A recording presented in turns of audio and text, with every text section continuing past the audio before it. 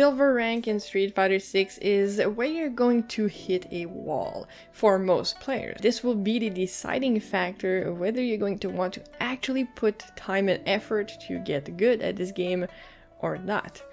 You're going to lose, you will get steamrolled by some players, but even if those moments will feel extremely bad and will make you feel discouraged, these losses are what's important because ultimately they are what will make you a better player. And if you push through that, you'll break through that wall and you will learn so much about the game and about your main character. I got to gold this weekend with Marisa, so I'm going to analyze some of the matches I had to give you tips on how to rank up in silver and get to gold. Let's look at this fight I had with a Manon.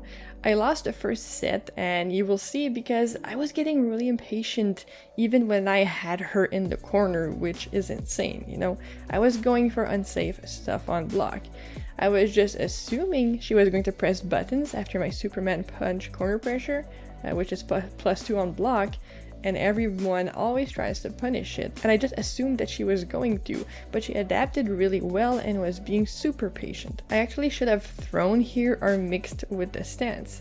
But again, I assumed she was going to try to punish my Superman punch instead of adapting to the fact that she had adapted to me, right? Never ever underestimate your opponent and always be mindful of ways you can change your offense and pressure in order to prevent them from getting used to your flowchart play. If you see them adapting, change it up, don't be predictable. She would also be really patient and use the drive impact when I was pressuring her, so I couldn't exactly react to it. But there were times where instead of blocking, I could have drive impacted back for a full combo punish. And that honestly in silver will make all the difference. You'll see it in the other two games we're going to cover. I won because I started using Gladius more to pressure, especially on wake up and in the corner as well. I was also using the drive rush to get in for either a grab or for a full combo. That often actually takes people by surprise. So you need to figure out what the best buttons for a full combo are after drive rush for your character, and you will catch a lot of people pressing buttons or not blocking. So you actually need to read if they're gonna block or not, but even if they block, just back up and see what they do after, right? So for my match against this Chun-Li, they were really freaking good, and I noticed that I would get hit by her wake up a lot. She really did not want me to pressure her or meter her on knockdown at all. But I started to use the stance for wake-ups, which is good to do if you read a wake-up, but just make sure that you actually use the OD for the stance if you think they're going to OD their wake-up special. Because if not, you're still going to get hit out of the stance. And you'll also notice that whenever she does something unsafe, I actually make her pay for it.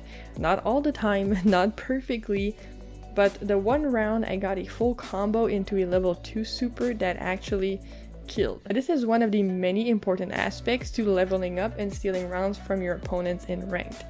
When you punish them, make it hurt. Now in the last round, I actually went for an insane poke into level 3 super as a meaty for the win, and the reason that I did that was because I was in burnout state and the only resource I could use were my supers. And meatying a down poke, like your best far-reaching down poke into super, is a crazy good. And it worked, you know, crazy enough.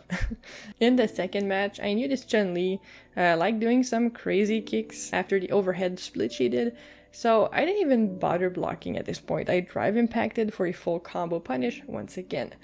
Now these are the patterns that you need to observe in your opponent during your sets, so you can take advantage of their predictability and make them pay for it. Being able to do that alone will win you a lot of sets. And if they don't win you rounds or sets, at least it'll grant you a life lead because of a punish. And if you consistently start to do this, you'll consistently start to win more games. Now in the very last round, she got me with the drive impact after the lightning kicks. But I knew she was going to do this, so I reacted to her drive impact, and I won because of it. So again, I won because I adapted, because I was able to pinpoint the patterns in my opponent's play. Now for the last match that we're going to be looking at, I was against a Jamie, and that is the match that got me to gold.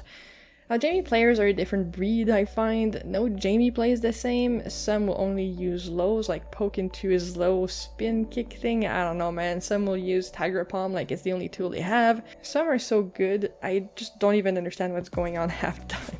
And you'll see during this match that using Drive Impact once again is so freaking good to turn the tides of a match.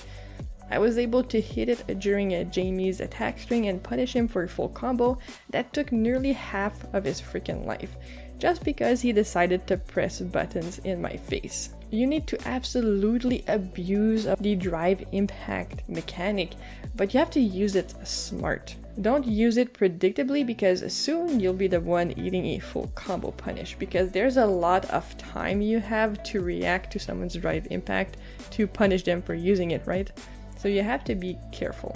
Don't just use it liberally, and don't blow all your drive rush gauge on it. Now, I won this set and made it to gold because that Jamie failed to adapt. He failed to respect Marissa's plus frames after her Superman punch, like a lot of players do. But as you saw in the fight I had with Manon, she actually adapted to it, right?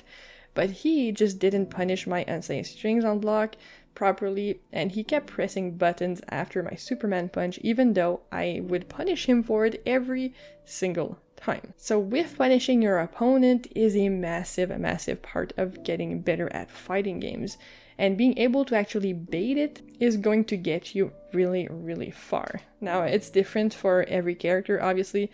For Marissa, it's after her Superman punch, because it pushes her back and it's +2 on block. So a lot of the times the opponent won't know that you can't punish it, and you can easily get a full combo punish out of it, right? This one mistake can cost them a lot of life, and if you do that consistently, then you'll be stealing a lot of rounds and winning so many games. So GG's to everyone that I played in Silver. I really hope these tips helped you understand how to level up in Silver and what you need to work on personally. I think anyone can get there, whether you're a veteran to fighting games or whether you're really new. Don't give up, push through that pain of learning a new game, learning a new character, learning opponents' patterns. And if you put everything I talked into practice, it's going to show immediately. So as always, everyone, have yourself a wonderful day, and I'll see you all very soon.